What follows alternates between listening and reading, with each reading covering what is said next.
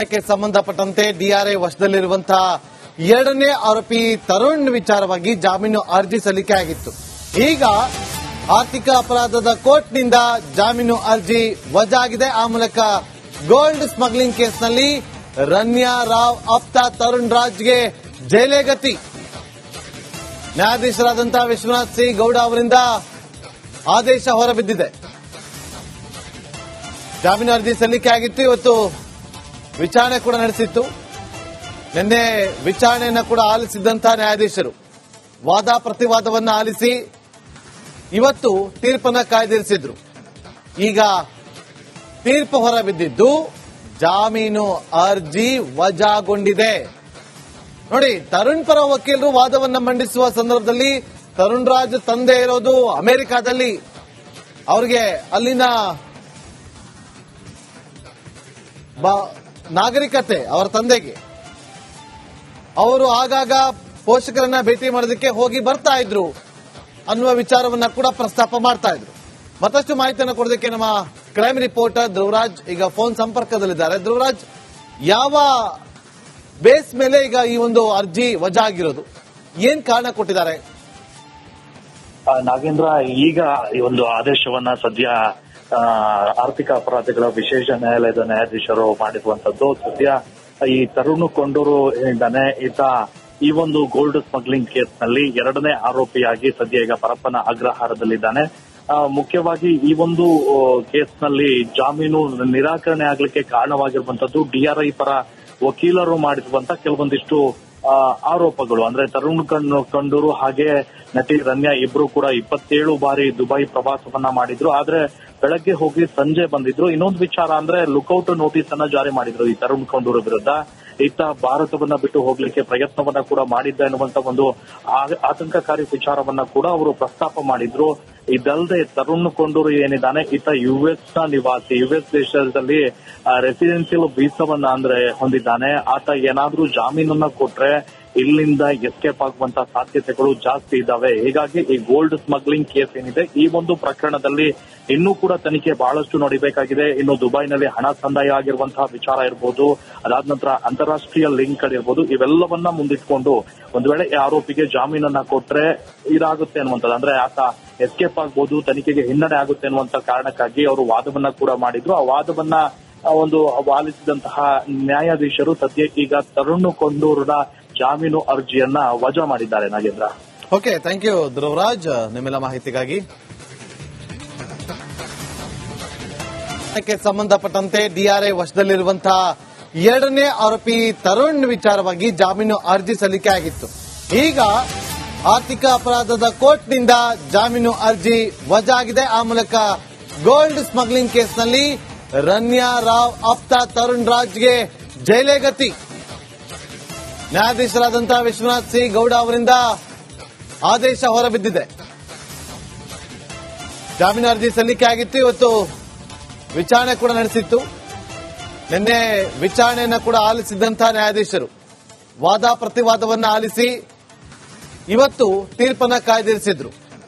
ಈಗ ತೀರ್ಪು ಹೊರಬಿದ್ದಿದ್ದು ಜಾಮೀನು ಅರ್ಜಿ ವಜಾಗೊಂಡಿದೆ. ನೋಡಿ, ತರುಣ್ ಪರ ವಕೀಲರು ವಾದವನ್ನು ಮಂಡಿಸುವ ಸಂದರ್ಭದಲ್ಲಿ ತರುಣ್ ರಾಜ್ ತಂದೆ ಇರೋದು ಅಮೆರಿಕಾದಲ್ಲಿ. ಅವರಿಗೆ ಅಲ್ಲಿನ ನಾಗರಿಕತೆ ಅವರ ತಂದೆಗೆ. ಅವರು ಆಗಾಗ ಪೋಷಕರನ್ನ ಭೇಟಿ ಮಾಡೋದಕ್ಕೆ ಹೋಗಿ ಬರ್ತಾ ಇದ್ರು ಅನ್ನುವ ವಿಚಾರವನ್ನ ಕೂಡ ಪ್ರಸ್ತಾಪ ಮಾಡ್ತಾ ಇದ್ರು. ಮತ್ತಷ್ಟು ಮಾಹಿತಿಯನ್ನು ಕೊಡೋದಕ್ಕೆ ನಮ್ಮ ಕ್ರೈಮ್ ರಿಪೋರ್ಟರ್ ಧ್ರುವರಾಜ್ ಈಗ ಫೋನ್ ಸಂಪರ್ಕದಲ್ಲಿದ್ದಾರೆ. ಧ್ರುವರಾಜ್, ಯಾವ ಬೇಸ್ ಮೇಲೆ ಈಗ ಈ ಒಂದು ಅರ್ಜಿ ವಜಾ ಆಗಿರೋದು? ಏನ್ ಕಾರಣ ಕೊಟ್ಟಿದ್ದಾರೆ? ನಾಗೇಂದ್ರ, ಈಗ ಈ ಒಂದು ಆದೇಶವನ್ನ ಸದ್ಯ ಆರ್ಥಿಕ ಅಪರಾಧಗಳ ವಿಶೇಷ ನ್ಯಾಯಾಲಯದ ನ್ಯಾಯಾಧೀಶರು ಮಾಡಿರುವಂತದ್ದು. ಸದ್ಯ ಈ ತರುಣ್ ಕೊಂಡೂರು ಏನಿದ್ದಾನೆ, ಈತ ಈ ಒಂದು ಗೋಲ್ಡ್ ಸ್ಮಗ್ಲಿಂಗ್ ಕೇಸ್ನಲ್ಲಿ ಎರಡನೇ ಆರೋಪಿಯಾಗಿ ಸದ್ಯ ಈಗ ಪರಪ್ಪನ ಅಗ್ರಹಾರದಲ್ಲಿದ್ದಾನೆ. ಮುಖ್ಯವಾಗಿ ಈ ಒಂದು ಕೇಸ್ನಲ್ಲಿ ಜಾಮೀನು ನಿರಾಕರಣೆ ಆಗ್ಲಿಕ್ಕೆ ಕಾರಣವಾಗಿರುವಂತದ್ದು ಡಿಆರ್ಐ ಪರ ವಕೀಲರು ಮಾಡಿರುವಂತ ಕೆಲವೊಂದಿಷ್ಟು ಆರೋಪಗಳು. ಅಂದ್ರೆ ತರುಣ್ ಕೊಂಡೂರು ಹಾಗೆ ನಟಿ ರನ್ಯಾ ಇಬ್ರು ಕೂಡ 27 ಬಾರಿ ದುಬೈ ಪ್ರವಾಸವನ್ನ ಮಾಡಿದ್ರು. ಆದ್ರೆ ಬೆಳಗ್ಗೆ ಹೋಗಿ ಸಂಜೆ ಬಂದಿದ್ರು. ಇನ್ನೊಂದು ವಿಚಾರ ಅಂದ್ರೆ ಲುಕೌಟ್ ನೋಟಿಸ್ ಅನ್ನ ಜಾರಿ ಮಾಡಿದ್ರು ಈ ತರುಣ್ ಕೊಂಡೂರು ವಿರುದ್ಧ. ಈತ ಭಾರತವನ್ನ ಬಿಟ್ಟು ಹೋಗ್ಲಿಕ್ಕೆ ಪ್ರಯತ್ನವನ್ನ ಕೂಡ ಮಾಡಿದ್ದ ಎನ್ನುವಂತ ಒಂದು ಆತಂಕಕಾರಿ ವಿಚಾರವನ್ನ ಕೂಡ ಅವರು ಪ್ರಸ್ತಾಪ ಮಾಡಿದ್ರು. ಇದಲ್ಲದೆ ತರುಣ್ ಕೊಂಡೂರು ಏನಿದ್ದಾನೆ ಈತ ಯುಎಸ್ ನ ನಿವಾಸಿ, ಯುಎಸ್ ದೇಶದಲ್ಲಿ ರೆಸಿಡೆನ್ಸಿಯಲ್ ವೀಸಾವನ್ನ ಹೊಂದಿದ್ದಾನೆ. ಆತ ಏನಾದ್ರೂ ಜಾಮೀನನ್ನ ಕೊಟ್ರೆ ಇಲ್ಲಿಂದ ಎಸ್ಕೇಪ್ ಆಗುವಂತ ಸಾಧ್ಯತೆಗಳು ಜಾಸ್ತಿ ಇದ್ದಾವೆ. ಹೀಗಾಗಿ ಈ ಗೋಲ್ಡ್ ಸ್ಮಗ್ಲಿಂಗ್ ಕೇಸ್ ಏನಿದೆ ಈ ಒಂದು ಪ್ರಕರಣದಲ್ಲಿ ಇನ್ನೂ ಕೂಡ ತನಿಖೆ ಬಹಳಷ್ಟು ನಡೀಬೇಕಾಗಿದೆ. ಇನ್ನು ದುಬೈನಲ್ಲಿ ಹಣ ಸಂದಾಯ ಆಗಿರುವಂತಹ ವಿಚಾರ ಇರಬಹುದು, ಅದಾದ ನಂತರ ಅಂತಾರಾಷ್ಟ್ರೀಯ ಲಿಂಕ್ಗಳಿರ್ಬೋದು, ಇವೆಲ್ಲವನ್ನ ಮುಂದಿಟ್ಕೊಂಡು ಒಂದು ವೇಳೆ ಆರೋಪಿಗೆ ಜಾಮೀನನ್ನ ಕೊಟ್ರೆ ಇದಾಗುತ್ತೆ ಅನ್ನುವಂಥದ್ದು, ಅಂದ್ರೆ ಆತ ಎಸ್ಕೇಪ್ ಆಗ್ಬಹುದು, ತನಿಖೆಗೆ ಹಿನ್ನಡೆ ಆಗುತ್ತೆ ಅನ್ನುವಂತ ಕಾರಣಕ್ಕಾಗಿ ಅವರು ವಾದವನ್ನ ಕೂಡ ಮಾಡಿದ್ರು. ಆ ವಾದವನ್ನ ಆಲಿಸಿದಂತಹ ನ್ಯಾಯಾಧೀಶರು ಸದ್ಯಕ್ಕೀಗ ತರುಣ್ ಕೊಂಡೂರಿನ ಜಾಮೀನು ಅರ್ಜಿಯನ್ನ ವಜಾ ಮಾಡಿದ್ದಾರೆ. Nagendra, okay, thank you Dhruvaraj ನಿಮ್ಮೆಲ್ಲ ಮಾಹಿತಿಗಾಗಿ.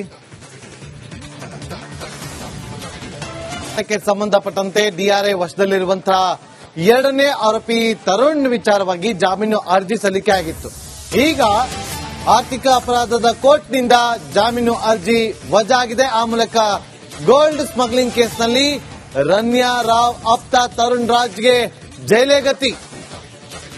ನ್ಯಾಯಾಧೀಶರಾದಂತಹ ವಿಶ್ವನಾಥ್ ಸಿ ಗೌಡ ಅವರಿಂದ ಆದೇಶ ಹೊರಬಿದ್ದಿದೆ.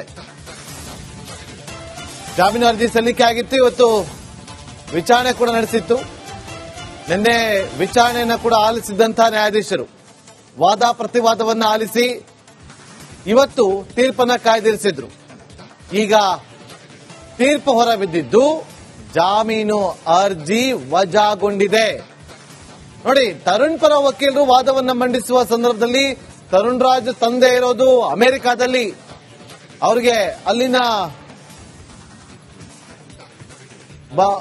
ನಾಗರಿಕತೆ ಅವರ ತಂದೆಗೆ, ಅವರು ಆಗಾಗ ಪೋಷಕರನ್ನ ಭೇಟಿ ಮಾಡೋದಕ್ಕೆ ಹೋಗಿ ಬರ್ತಾ ಇದ್ರು ಅನ್ನುವ ವಿಚಾರವನ್ನ ಕೂಡ ಪ್ರಸ್ತಾಪ ಮಾಡ್ತಾ ಇದ್ರು. ಮತ್ತಷ್ಟು ಮಾಹಿತಿಯನ್ನು ಕೊಡೋದಕ್ಕೆ ನಮ್ಮ ಕ್ರೈಮ್ ರಿಪೋರ್ಟರ್ ಧ್ರುವರಾಜ್ ಈಗ ಫೋನ್ ಸಂಪರ್ಕದಲ್ಲಿದ್ದಾರೆ. ಧ್ರುವರಾಜ್, ಯಾವ ಬೇಸ್ ಮೇಲೆ ಈಗ ಈ ಒಂದು ಅರ್ಜಿ ವಜಾ ಆಗಿರೋದು, ಏನ್ ಕಾರಣ ಕೊಟ್ಟಿದ್ದಾರೆ? ನಾಗೇಂದ್ರ, ಈಗ ಈ ಒಂದು ಆದೇಶವನ್ನ ಸದ್ಯ ಆರ್ಥಿಕ ಅಪರಾಧಗಳ ವಿಶೇಷ ನ್ಯಾಯಾಲಯದ ನ್ಯಾಯಾಧೀಶರು ಮಾಡಿರುವಂತದ್ದು. ಸದ್ಯ ಈ ತರುಣ್ ಕೊಂಡೂರು ಏನಿದ್ದಾನೆ ಈತ ಈ ಒಂದು ಗೋಲ್ಡ್ ಸ್ಮಗ್ಲಿಂಗ್ ಕೇಸ್ನಲ್ಲಿ ಎರಡನೇ ಆರೋಪಿಯಾಗಿ ಸದ್ಯ ಈಗ ಪರಪ್ಪನ ಅಗ್ರಹಾರದಲ್ಲಿದ್ದಾನೆ. ಮುಖ್ಯವಾಗಿ ಈ ಒಂದು ಕೇಸ್ನಲ್ಲಿ ಜಾಮೀನು ನಿರಾಕರಣೆ ಆಗ್ಲಿಕ್ಕೆ ಕಾರಣವಾಗಿರುವಂತದ್ದು ಡಿಆರ್ಐ ಪರ ವಕೀಲರು ಮಾಡಿರುವಂತ ಕೆಲವೊಂದಿಷ್ಟು ಆರೋಪಗಳು. ಅಂದ್ರೆ ತರುಣ್ ಕೊಂಡೂರು ಹಾಗೆ ನಟಿ ರನ್ಯಾ ಇಬ್ರು ಕೂಡ 27 ಬಾರಿ ದುಬೈ ಪ್ರವಾಸವನ್ನ ಮಾಡಿದ್ರು. ಆದ್ರೆ ಬೆಳಗ್ಗೆ ಹೋಗಿ ಸಂಜೆ ಬಂದಿದ್ರು. ಇನ್ನೊಂದು ವಿಚಾರ ಅಂದ್ರೆ ಲುಕೌಟ್ ನೋಟಿಸ್ ಅನ್ನ ಜಾರಿ ಮಾಡಿದ್ರು ಈ ತರುಣ್ ಕೊಂಡೂರು ವಿರುದ್ಧ.